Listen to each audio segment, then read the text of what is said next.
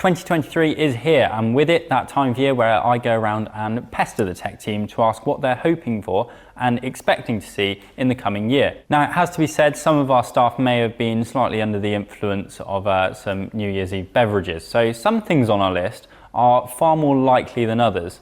But stick around until the end for our pie in the sky idea. First to make our list is a brand new bike from the Big S. We can of course expect this to be lighter, stiffer, more aero, more comfortable.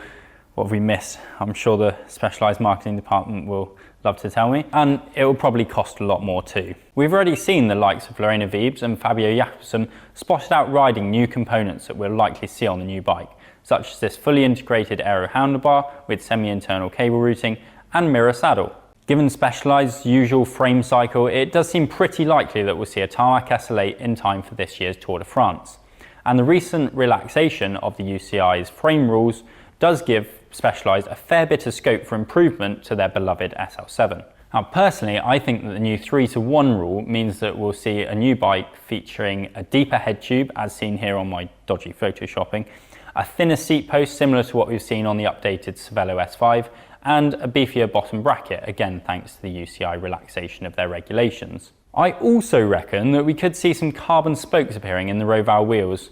Now the second generation, which you've probably seen us testing, are heavier than the originals thanks to the addition of tubeless compatibility, but I think that the Special will be keen to have the best of both worlds here. Of course, the alternative to an SL8 is that Specialized bring back the Venge. Now, they don't seem to mind making a marketing U-turn. We reckon this is one of the more likely on our list and have therefore given it a likeliness score of 85%. Now, this one's more of a want than an expect, but 2022 saw new bike computers from lots of the big players, including Wahoo and Garmin with their Roam V2 and Edge 1040 Solar respectively. Whilst these did both contain refreshed and updated features, the overall form factor is all but untouched compared to previous generations, i.e. computers that are getting on for 4 years old.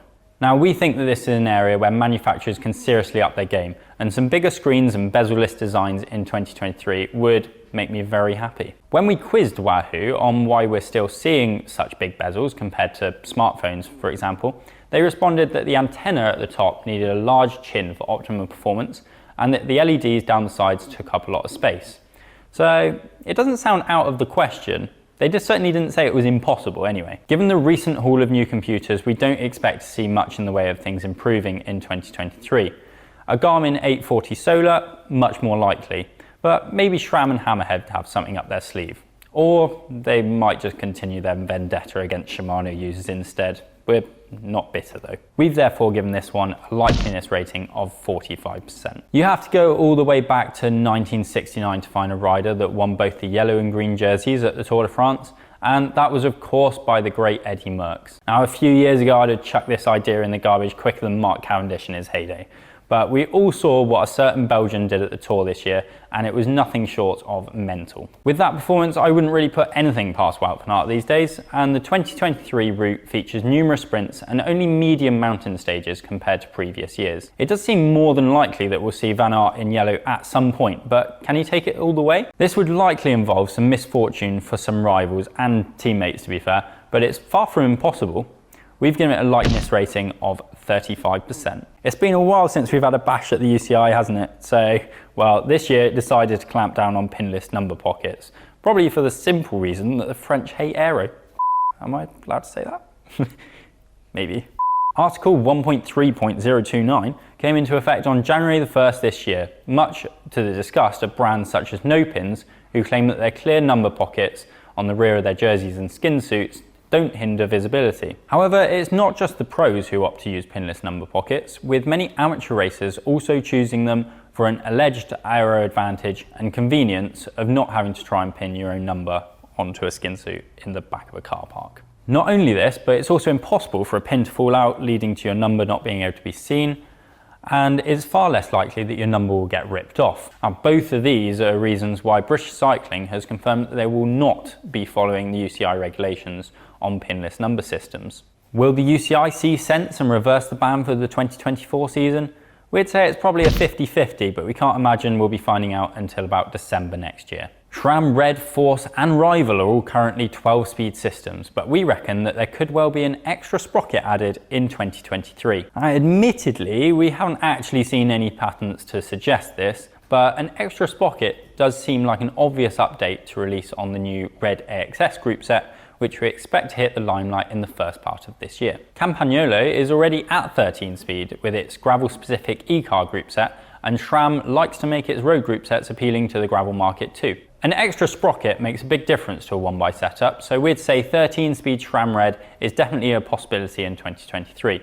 We'll be keeping a close eye on Team Jumbo Visma's bikes. We've given this one a likeness rating of 75%. Sticking with group set tech, Campagnolo is long overdue making its 13-speed Ekar group set electronic. Shimano and Sram both offer electronic group sets for gravel riding, so it seems only logical that the artisan Italians would want to do the same. Ever more road bikes are being made these days that are compatible only with electronic shifting, and this situation could extend into the gravel market. Assuming Campagnolo doesn't want to limit its appeal, it needs to offer an electronic version of its Ekar at some stage. Looking at patents released by Campagnolo, we'd say that a battery-powered rear derailleur has a good chance of becoming a reality. So for 2023, we think that an electronic, probably wireless version of Ekar is in the works. As well as this, we reckon a 13-speed road-going group set might also be in the works. We're giving this one a likeness rating of 70%, a bit less for the new road group set, and tech editor Matt a big pat on the back for trawling through about 1 million very boring patents. The UCI has been busy, hasn't it, changing rules left, right and centre. One in particular that caught our attention is the changes to time trial positions that allow taller riders to take advantage of greater reach and more height difference between the forearm supports and the extension of the tips. At 193 centimetres, Filippo Ganna is certainly a tall rider, and as such he can now benefit from an extra 5 centimetres of reach and a maximum height of 14 centimetres from the centre of the forearm to the aero extension tips. With his new position, which edges closer to Boardman's, we think that the existing hour record could be in trouble and that Ganna will be the guy to beat it. We're actually pretty confident about this one. We've given it a likeliness rating of 90%. E-bikes have boomed in recent years, and 2022 has also seen the rise in production of e-bike conversion kits. This rise seems to be showing no signs of slowing down, so I expect to see a lot more of these being advertised and around town in 2023. E-bike conversion kits are an often overlooked option, but they can in some cases give you something that measures up against the best electric bikes for a lower overall cost. Retrofitting has its benefits over a new e-bike, such as being able to keep a sentimental bike, for example, but still getting that electrical boost. If you have a relatively unusual bike like a recumbent or a trike, then off-the-peg electric options you might buy to replace it may limit your options. We reckon that more e-bike retrofit kits is almost guaranteed, so we've given this one a likeliness rating of 85%. In December just gone, we saw Shimano file a patent for an app that can inform users when their bikes regularly replace parts such as tyres and disc brake pads need to be changed. This, like most things, started a bit of a debate in the office over whether it was technology genuinely improving safety or just a ploy to sell more products. The Shimano app describes that users can simply scan their tyres with their smartphone and receive instant, objective digital evidence of each measurement in the form of accurate tread depth measurements. You might be sitting hearing this wondering what's the point when you already know when to change your tyres and brake pads. But Shimano's app proposal could offer more riders knowledge of when it's time to fit some fresh rubber.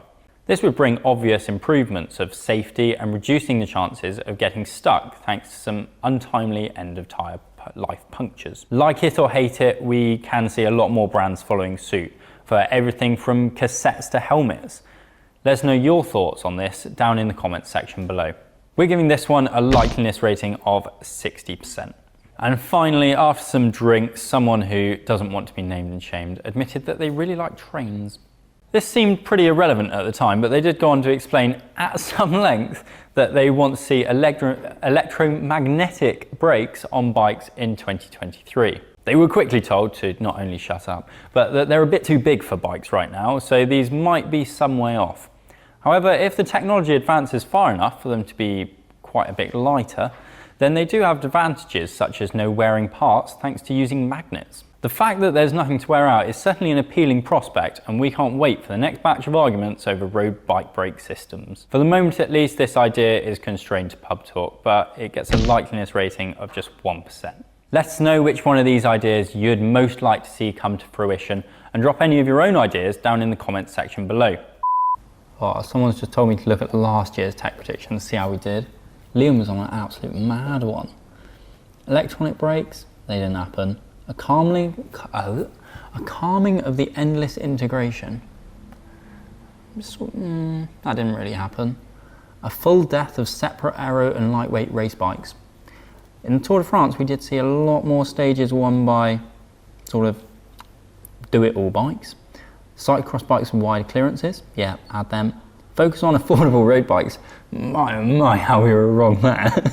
Then we've got 12-speed GRX. Still no. Come on, Shimano. What are you doing? Anyway, if you liked this content, then please give us a like, subscribe to the channel, and see you in the next one.